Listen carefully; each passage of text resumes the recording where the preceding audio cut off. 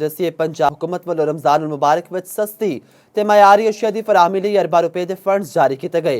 इस दे बावजूद जिले इंतजामिया कीमतों उत्ते गिराफरोशी नूं कंट्रोल न कर सकियां। होर तफसील दस रहे ने अफसाल तालिब। सब्जियां फल ते गोश्त दीयां कीमतां कई गुना वध गईयां।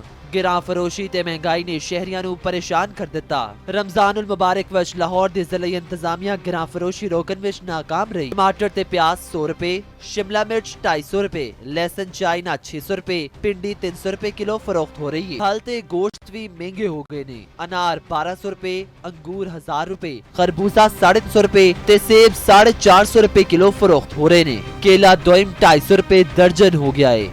मटन 2700 रुपए ते बीफ 1300 रुपए किलो बेचिया जा रहा है। शहरी महंगाई ते गिराफरोशी की वजह तो मुश्किलां दा शिकार ने। फल की थोड़ी सी हाई है, इंशाल्लाह I hope after few days बेहतर हो जाएगा इंशाल्लाह। ये भी दूजे पासे जिले इंतजामिया दा आखना है कि गिराफरोशा दे खिलाफ क्रैकडाउन जारी है। खिलाफ वर्जी उत्ते 4 लाख रुपए तो वध जुर्माने किए गए ने। अफजाल तालिब, चपाल, लाहौर।